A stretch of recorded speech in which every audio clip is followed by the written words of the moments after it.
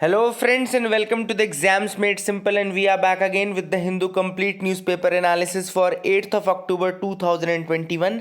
तो 8 अक्टूबर 2021 का the Hindu newspaper analysis देखेंगे। शुरू करने से पहले अगर आपको वीडियो पसंद आती है तो please do like the video and do share it among your friends.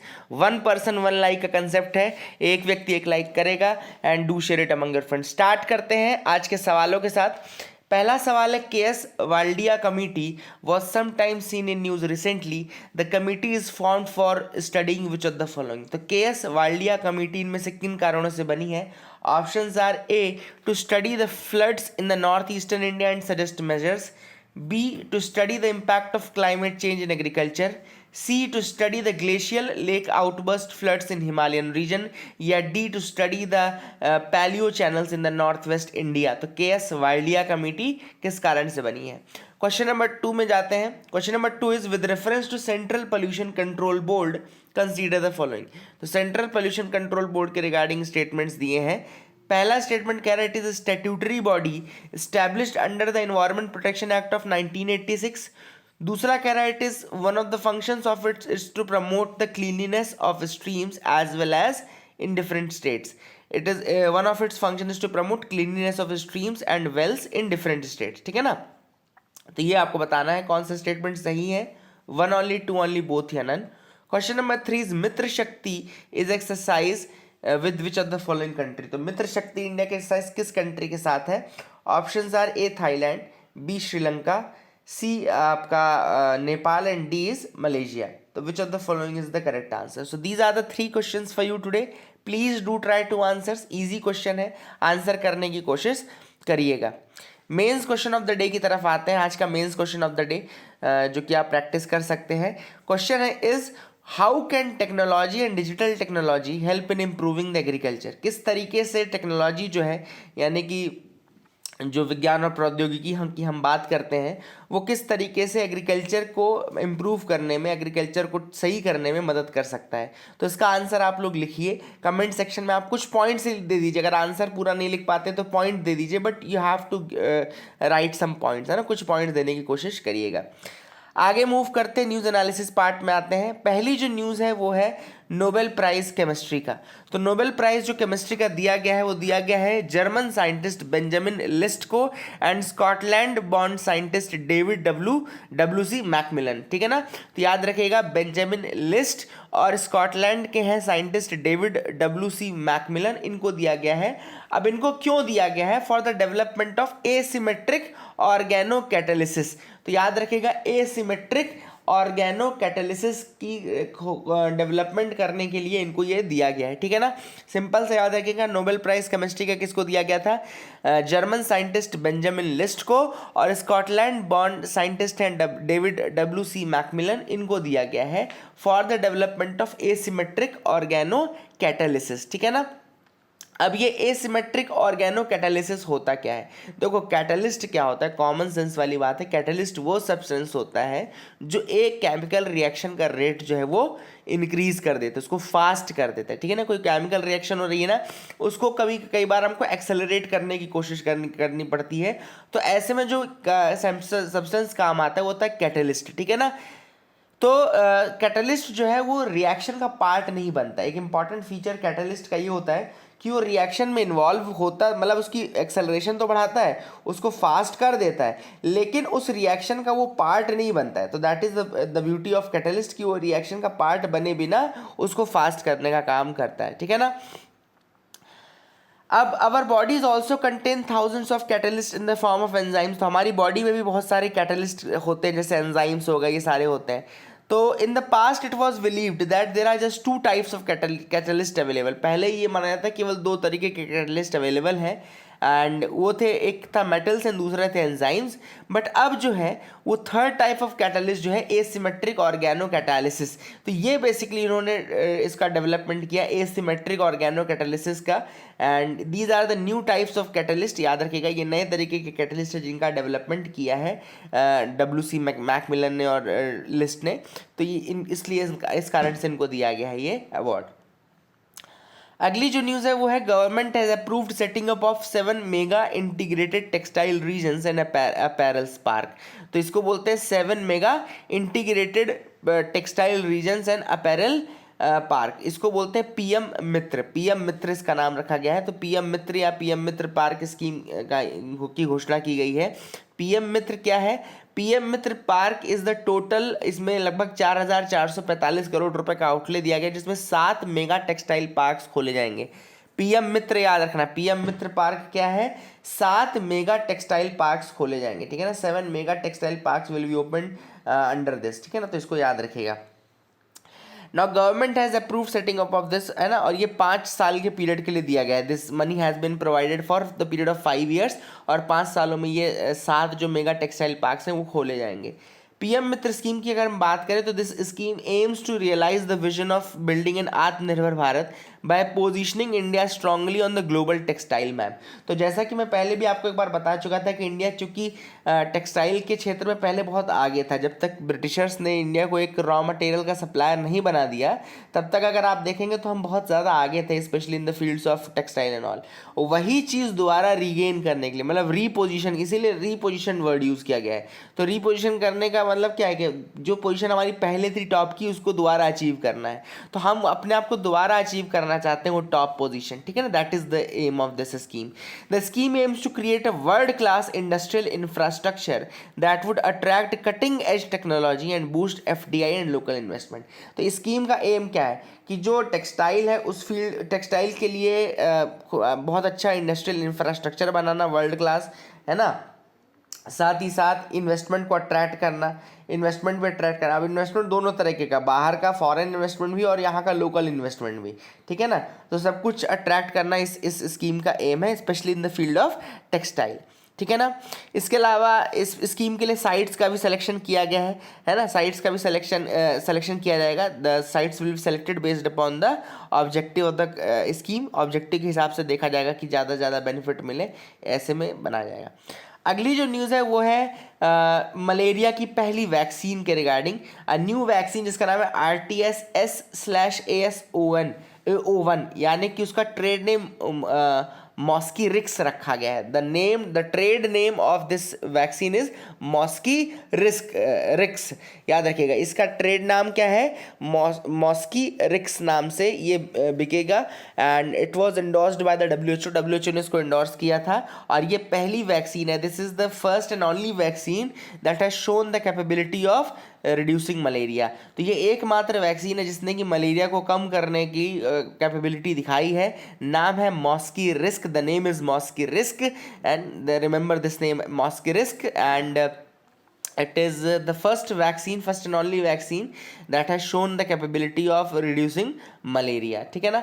मॉस्की risk की बात करें तो it has been developed by the British pharmaceutical company GlaxoSmithKline, याद रखिएगा। the company that has developed this is GlaxoSmithKline, याद रखिएगा। इसको बनाने वाली कंपनी का नाम ब्रिटिश कंपनी है GlaxoSmithKline, ठीक है ना।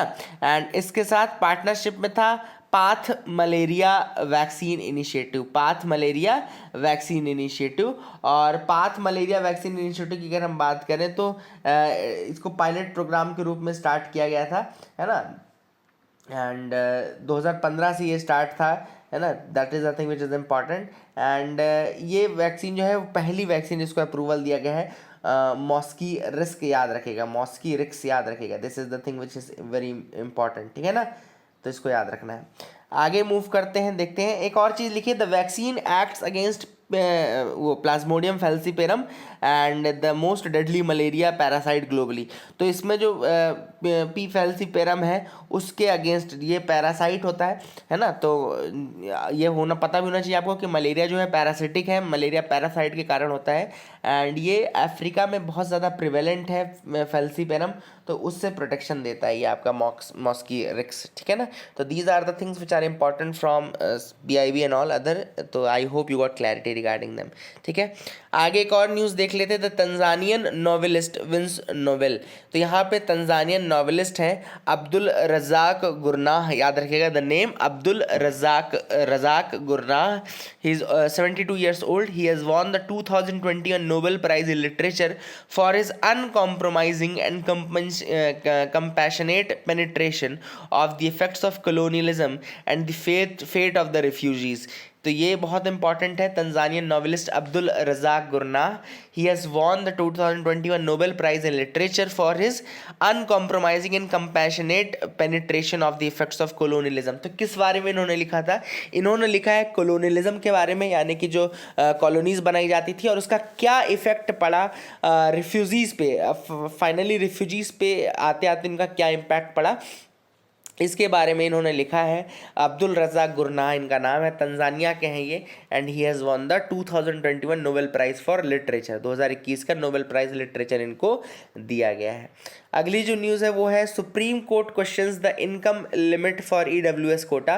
तो सुप्रीम कोर्ट ने यहाँ पे गवर्नमेंट से पूछा है कि किस तरीके से 8 लाख का एनुअल इनकम फिगर लाया गया कि 8 लाख से कम जिनको मिल रहा है वो आपके मतलब कि ईडब्ल्यूएस कैटेगरी में आते हैं और 8 लाख से ऊपर जिनको मिल रहा है उनको वो नहीं आते। तो किस तरीके से 8 लाख किस कैटेगरी पे आया गया है ये आपको बताना है। सुप्रीम कोर्ट ने गवर्नमेंट से पूछा है। अब ईडब्ल्यूएस कैटेगरी में याद रखिएगा जो रिजर्वेशन है वो 10% रिजर्वेशन है ना, 10% रिजर्वेशन इज देयर। एंड ये जो है आपका ईडब्ल्यूएस के लिए तो 103rd कॉन्स्टिट्यूशनल अमेंडमेंट एक्ट आया था 2019 का, 103rd कॉन्स्टिट्यूशनल अमेंडमेंट एक्ट। इसने इंट्रोड्यूस किया था 10% ईडब्ल्यूएस कोटा, 10% ईडब्ल्यूएस कोटा याद रखेगा। एंड ये जो अमेंडमेंट एक्ट है ये अभी चैलेंज में ही है फॉर द लार्जर बेंच, ये लार्जर बेंच के चैलेंज में ऑलरेडी है इसके ऊपर केस। ठीक है ना, that is the thing which is important. आगे मूव करते हैं, देखते हैं और क्या इंपॉर्टेंट न्यूज़ आइटम्स है जिनके बारे में हमको डिस्कस करना है। तो you can move with me. यहाँ पे एक न्यूज़ है, देखो, HAL delivers the heaviest propellant tank to ISRO. HAL ने हैवीएस्ट प्रोपेलेंट टैंक जो है वो इसरो को डिलीवर किया है। इसका नाम है SC-120 LOX, याद रखेगा SC-120 LOX। ये एक सेमी क्रायोजेनिक टैंक है, ठीक है ना, याद रखेगा सेमी क्रायोजेनिक टैंक है ये, है ना। तो हॉल ने डिलीवर किया है प्रोपेलेंट टैंक, किसको? इसरो को दिया है। नाम है SC-120 LOX, semi cryogenic tank है। It is the heaviest semi cryogenic propellant tank. The name is SC-120 LOX और इसको बनाया किसने? हिंदुस्तान एरोनॉटिक्स लिमिटेड, हॉल जिसको हम बोलते हैं। हॉल के बारे में अगर थोड़ा सा मैं आपको बताऊं तो हॉल का जो फॉर्मेशन हुआ था वो 1940 में वैसे तो हुआ था, इनिशियली 1940 में हुआ था। और जब ये 1940 में बना था इसका नाम वालचंद हीराचंद एयरक्राफ्ट करके था।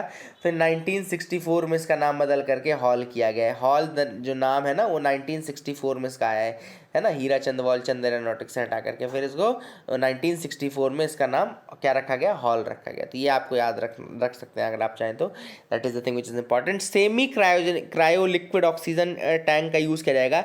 LOX जो है ना इसमें SC-120 LOX, तो LOX का फुल फॉर्म क्या है? LOX का फुल फॉर्म क्या है? इसका फुल फॉर्म है semi cryo liquid oxygen tank, semi cryo liquid oxygen tank. The first development welded hardware is the part of the SC-120।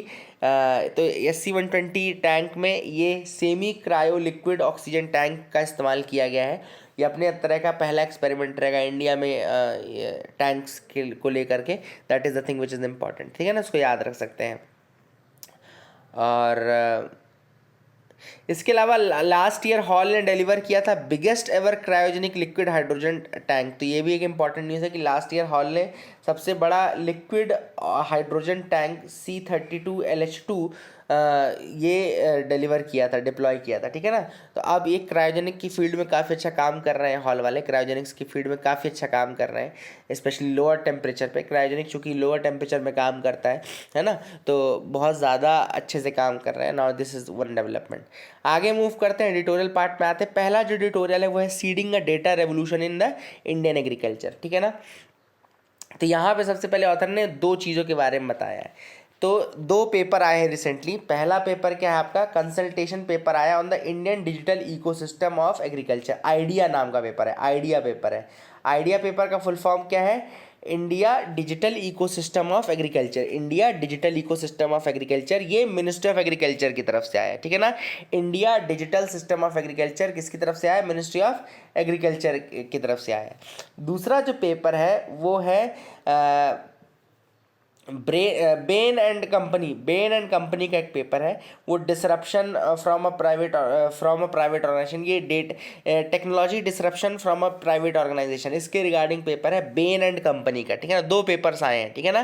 पहला जो पेपर है यानी कि जो हम आइडिया पेपर की हम बात कर रहे हैं, the first talks about digital revolution in the agriculture sector. पहला जो पेपर है वो डिजिटल रेवोल्यूशन की बात करता है, एग्रीकल्चर सेक्टर में डिजिटल रेवोल्यूशन की ज़रूरत है, और प्रिडिक्ट करता है कि अगर ऐसा रेवोल्यूशन आता है कोई, तो वो मतलब कि एग्री लॉजिस्टिक्स में ग्रोथ होगी, एग्रीकल्चर इनपुट डिलीवरी में ग्रोथ होगी, एंड ये सारी चीज़ें हमको देखने को मिलेगी। तो एक तो एग्रीकल्चर में डिजिटल रेवोल्यूशन की बात करता है, एग्रीकल्चर में डिजिटेक या डिजिटल टेक्नोलॉजी या डिजिटल रेवोल्यूशन की बात करता है, और दूसरा जो पेपर है वो भी टेक्नोलॉजी की बात करता है, टेक्नोलॉजी इन द एग्रीकल्चर, ठीक है ना। सबसे पहले ऑथर ने बोला है कि ये अगर आप टेक्नोलॉजी का यूज़ करते हैं, मतलब अगर आप डिजिटल टेक्नोलॉजीज या टेक्नोलॉजी लेकर के आते हो, तो that can be very much helpful in doubling the farmers income in the near future. 2022 तक करना था, लेकिन एक्चुअल में अगर आपको डबल करना है फार्मर इनकम को, तो आपको टेक्नोलॉजी का इस्तेमाल करना पड़ेगा। सबसे बड़ा रीज़न ऑथर का जो दिया है वो दिया कि टेक्नोलॉजी क्या करती है, टेक्नोलॉजी इन्हेंसेस द स्पीड, जो स्पीड है उसको बढ़ा देती है काम करने की, लेथार्जी वाले पार्ट को घटा देती है, एफिशिएंसी को बढ़ा देती है, ठीक है ना, और जो मैनुअल लेबर है उसको रिप्लेस कर देती है। तो ये बेसिकली इसके एडवांटेजेस हैं टेक्नोलॉजी के, and that is the thing why technology is suitable for enhancing the income और डबलिंग द फार्मर्स इनकम, ठीक है ना। दूसरा जो है idea consultating paper is based on the task force and working group report constituted by the minister of agriculture. तो ये जो आइडिया पेपर है ये एक टास्क फोर्स गठित की गई थी, उसके रिपोर्ट के बेसिस पे बनाया गया है, जिसने डिजिटल एग्रीकल्चर के ऊपर रिपोर्ट की थी।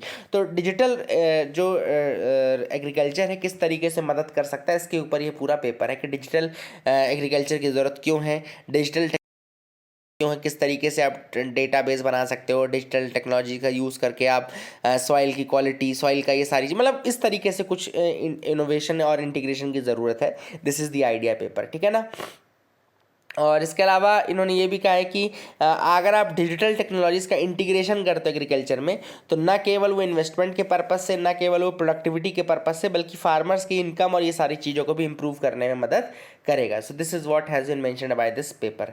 नाउ कुछ चैलेंजेस भी मेंशन किए गए हैं, जैसे कि ऑथर ने कहा है कि देखो यहाँ पे कुछ क्रिटिक भी है कि ये पेपर का सबसे बड़ा क्रिटिक तो ये कि हाउ वाला पार्ट मिसिंग है इस पेपर में, ठीक है ना। क्या करना है बहुत अच्छे से बताया गया है, कब करना है ये भी बताया गया कि अभी तुरंत शुरू कर दो, लेकिन कैसे ये चीज़ करी जाएगी, मतलब किस तरीके से। अगर आपसे मैं पूछूं कि आप मुझे बता रहे हो कि सर डिजिटल टेक्नोलॉजी बहुत ज़्यादा इस्तेमाल आएगी और बहुत अच्छे से इनकम बढ़ा देगी, तो बड़ा क्वेश्चन आता है कि हाउ, किस तरीके से डिजिटल टेक्नोलॉजी इनकम बढ़ाएगी, किस तरीके से फार्मर्स उसको यूज़ करेंगे तो उनकी जो इनकम है वो डबल हो जाएगी।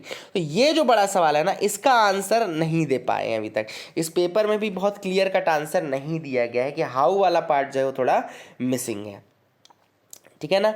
दूसरा चीज़ ऑथर ने ये कहा कि कहीं ऐसा ना हो कि जैसे कि आपने डिजिटल टेक्नोलॉजीज और ये सब किया तो वो और ज़्यादा डिग्रेड करते हैं ना, इसका ट्राइड एंड टेस्टेड मेथोडोलॉजी तो नहीं है। एग्रीकल्चर अभी तक हार्डकोर फिजिकल वर्क माना जाता है, तो वो चीज़ कहीं ना कहीं मिसिंग है। इसके अलावा ऑथर ने ये भी कहा है कि the need is to focus on the farmer, जो नीड है ना वो फार्मर के ऊपर फोकस अगर आप करेंगे कि फार्मर का किस तरीके से रेम्यूनरेशन बढ़ाया जाए, फार्मर का किस तरीके से लिविंग स्टैंडर्ड बढ़ाया जाए, फार्मर्स के किस तरह से बेनिफिट देखे जाए, तो ऑब्वियस सी बात है अगर आप फार्मर का बेनिफिट देखो तो अपने आप एग्रीकल्चर का बेनिफिट, अपने आप एग्रीकल्चर का डेवलपमेंट, अपने आप प्रोडक्टिविटी, अपने आप इन्वेस्टमेंट सारा कुछ बढ़ जाएगा। So the need is to look on the farmer centric approach रखनी है ना, अपने आप बाकी चीज़ें सुधर जाएंगी। This is the article 1। दूसरा जो आर्टिकल है वो है will a bad bank fix India's broken banking system. अब यहाँ पे तो बहुत सिंपल सा आर्टिकल था ये, मैं इसमें बहुत कम ही आपको बताऊंगा। NARCL आप सबको पता होगा कि रिसेंटली NARCL बॉडी क्रिएट की गई जो कि बैड बैंक की तरह बैड लोन्स को ख़त्म करने का काम करेगी। बैड लोन्स कैसे है, जैसे कि जो बैंक्स लोन देते हैं, फिर बाद में वो एनपीए में कन्वर्ट हो जाता है, नॉन परफॉर्मिंग एसेट्स में कन्वर्ट हो जाता है। मतलब कि ना उसका प्रिंसिपल अमाउंट मिलता है, ना उसका इंटरेस्ट मिलता है, प्रिंसिपल भी नहीं मिलता उस पैसे पे, ना उनको इंटरेस्ट मिलता है, ब्याज भी नहीं मिलता। तो ऐसे लोन को बैड लोन बोलते हैं, ठीक है ना। उस बैड लोन को क्या करेंगे, ये एनएआरसीएल क्या करेगी, ये खरीद लेंगे। ये मतलब अगर सपोज 100 रुपये का बैड लोन था तो ये एनएआरसीएल खरीद लेगी और खरीद के 15 रुपये पहले ही दे देगी बैंक को। याद रखिएगा, मैं बिल्कुल मैकेनिज्म बता रहा हूँ आपको कि 100 रुपये का लोन है ना, तो 100 रुपये का लोन बैड लोन था, मतलब 100 रुपये में तुमको कुछ नहीं मिल रहा था। तो बैड बैंक क्या करेंगे, जो ये बैड बैंक जो होते हैं क्या करेंगे, ये बैड बैंक खरीद लेंगे, एनएआरसीएल खरीद लेगा इस 100 रुपये के लोन को कि ठीक है आप हमको दे दो, हम वसूली कर लेते हैं इसकी, और आपको 15 रुपये तो ये अपफ्रंट दे देंगे। बाकी के 85 रुपये ये बोलेंगे कि जब हम आपका वसूल लेंगे तब हम आपको बाकी के 85 देंगे। फिर इनकी दूसरी बॉडी है India Debt Resolution Company Limited, India Debt Resolution Company Limited. ये बॉडी फिर वो बाकी का 85 रुपये या पूरा कहने के बाकी का पूरा 100 रुपये रिगेन करने की कोशिश करेगी, ठीक है ना, और ये इनको दे देगी फिर 85 रुपये जो उनका बचा हुआ पार्ट था, ठीक है ना। तो अगर मान लो ये नहीं दे पाते, मान लो ये 60 रुपये ही दे पाते हैं, तो बाकी का जो 25 रुपये है वो गवर्नमेंट, सेंट्रल गवर्नमेंट ने बोला है कि वो देंगे, ठीक है ना। तो that is the beauty of this program. और ये क्या ये यूज़फुल आएगा, तो बिल्कुल यूज़फुल आएगा। ऑथर ने एक चीज़ ज़रूर डिस्कस की कि क्यों ज़रूरी है इस जो बैड लोन से उनको फिक्स करना। इसका फिक्स करने का रीज़न ये कि जो बैंक्स हैं they are the backbone of the economy. Banks जो होते हैं ना वो बैकबोन होती है इकोनॉमी की। अगर बैंक सही चल रहे हैं तभी आपकी इकोनॉमी सही चलेगी। क्यों? सिंपल सी बात यह है कि बैंक्स जो हैं वो ना केवल क्रेडिट देते हैं, लोन देते हैं। अगर वो लोन नहीं देंगे तो बिजनेसेस कैसे स्टार्ट होंगे, अगर वो लोन नहीं देंगे तो एंटरप्रेन्योर्स कैसे बनेंगे, है ना। तो उनके लोन देने के बाद ही ये सारी चीज़ें सही होती है ना। तो कुल मिलाकर के ऑथर ने यही कहा है कि ये जो बैंक्स हैं ये इसलिए इम्पॉर्टेंट हैं, मतलब कि ये बैड बैंक्स की ज़रूरत इसलिए पड़ेगी क्योंकि इकॉनमी अगर आपको सुधारनी है तो आपको पूरा बैंकिंग सिस्टम इम्प्रूव करना पड़ेगा, ठीक है ना। और वो इम्प्रूव करने के लिए आपको ये इनकी ज़रूरत पड़ेगी। तो that is the thing which is important. Stronger at the grass root, ये तीसरा आर्टिकल जो है ये आपका थर्ड ईयर ऑफ गवर्नमेंट के लिए है। पंचायती राज पहली बार अडॉप्ट किया गया था, ये देखो फैक्ट लिख लो, ये नागौर राजस्थान में जो जगह है ना, नागौर राजस्थान, 2 अक्टूबर को स्टार्ट किया गया था 1959 में। याद रखिएगा, नागौर राजस्थान से पहली जो पंचायती राज है, पहली जो पंचायत बनाई गई थी वो नागौर राजस्थान में 2 अक्टूबर 1959 को बनाई गई थी। और आज काफ़ी ज़्यादा एक्सपैंड हो चुकी है, 2,60,512 पंचायती राज इंस्टीट्यूशंस हैं, लोकल सेल्फ गवर्नमेंट बॉडीज़ हैं इंडिया में। अगर आप देखें तो काफ़ी इंपॉर्टेंट इसका रोल रहा है। ऑथर ने कहा है कि ये पंचायती राज इंस्टीट्यूशंस पीपल्स मतलब विल तो कहती हैं इनको, क्योंकि लोगों द्वारा डायरेक्टली रन होती है। आपने देखा होगा पंचों का सिस्टम देखा होगा, आपने देखा होगा वहाँ जो ग्राम सभा होती है, 18 साल से ऊपर हर व्यक्ति जो रहता है ग्राम सभा का मेंबर होता है। ये सारी चीज़ हमने देखी है और ये बिल्कुल ग्रास रूट लेवल पे काम करते हैं। और इनका जो अप्रोच है, द अप्रोच जो थर्ड ईयर को बोला जाता है, वो बोला जाता है कि ये बॉटम अप्रोच है। बॉटम अप मतलब नीचे से ऊपर की ओर जो गवर्नमेंट है, जो प्रशासन है, वो नीचे से ऊपर की ओर आ रहा है। तो that is the beauty of this third year of government. Covid के टाइम पे काफ़ी अच्छा रोल रहा है इनका। ऑथर ने कहा कि कोविड के टाइम पे थर्ड ईयर ऑफ गवर्नमेंट ने बहुत इंपॉर्टेंट रोल किया है, न केवल क्वारंटीन सेंटर्स के ऊपर नज़र रखने में, न केवल लोगों को मतलब कि लोगों को वहाँ पे मोबिलाइज भी किया है, वैक्सीनेशन देने का काम, ये सारा काम उन्होंने किया। एग्जेम्पलरी वर्क वॉज डन, ठीक है ना। फिर ऑथर ने ये भी कहा है कि आपका जो ये थर्ड ईयर ऑफ गवर्नमेंट है, यानी कि जो थर्ड ईयर ऑफ गवर्नमेंट है या जो ग्रास रूट लेवल है, इसका काफ़ी अच्छा इस्तेमाल हो सकता है for disaster response as well. तो जो योकोहोमा स्ट्रैटेजी है 1994 की, 1994 में देखो डिज़ास्टर के लिए हर 10 साल में एक स्ट्रैटेजी आती रहती है। जैसे कि 1994 में आई थी योकोहोमा, 2005 में आई थी फिर ह्योगो, है ना। फिर अभी आपने 2014-15 में देखी होगी सेंडाई। तो अलग अलग 10 सालों में देखो स्ट्रैटेजी आती ही रहती है। पहले आई थी योकोहोमा 1994 में, ह्योगो आई थी आपकी 2005 में। ये तीनों अभी तक जापान में ही है। और तीसरी सेंडाई फ्रेमवर्क, ये भी जापान का ही है, 2014-15, ठीक है ना। तो ये काफ़ी इंपॉर्टेंट है। अब ऑथर ने यहाँ पे ये कहा है कि जो थर्ड टीयर है उसके लिए क्या ज़रूरी है। सबसे पहली बात ज़रूरी जो है वो ये है कि आप उनकी कैपेसिटी बिल्डिंग करें। You have to build the capacity for them. उनको फाइनेंसेस की प्रॉब्लम ना आए, उनको कैपेसिटी बिल्डिंग करो, ठीक है ना। एंड इसके अलावा डिजास्टर मैनेजमेंट चैप्टर्स को आप पंचायती राज एक्ट में इंक्लूड करो। डिजास्टर मैनेजमेंट के जो चैप्टर्स हैं आप उनको पंचायती राज उसमें इंक्लूड करो। तो जब आप इंक्लूड कर दोगे तो उनकी रिस्पॉन्सिबिलिटी बन जाएगी और फिर वो और अच्छे से काम कर पाएंगे इस फील्ड में, ठीक है ना। तो दैट इज द थिंग, उनको स्टैट्यूटरी प्रोविजंस दो, ठीक है ना। इसके अलावा इंश्योरेंस प्रोडक्ट्स जो हैं उनको आपको बनाना चाहिए specially for that community. Resilience of the community को इंक्रीज करने के लिए आपको इंश्योरेंस प्रोडक्ट्स बनाने चाहिए। इसके अलावा इन्होंने कहा कि आप रेगुलर लोकेशन सर्वे करो, ट्रेनिंग प्रोग्राम दो पंचायती राज लेवल पे, थर्ड टियर लेवल पे, है ना। और इंडिविजुअल लेवल पे आप अगर आपकी ट्रेनिंग देते हो, स्किल देते हो, कैपेसिटी बिल्डिंग का काम करते हो तो वो डिजास्टर मैनेजमेंट रिडक्शन में, कंट्रोल में काफ़ी अच्छा रोल प्ले कर सकते हैं, ठीक है ना। एंड कम्युनिटी जो रहती है वो फर्स्ट रिस्पॉन्डर रहती है, जो लोकल कम्युनिटी रहती है वही फर्स्ट रिस्पॉन्डर रहती है। और फर्स्ट रिस्पॉन्डर की कैपेसिटी, फर्स्ट रिस्पॉन्डर की टेक्निक, स्किल्स डेवलप करना बहुत ज़्यादा ज़रूरी है।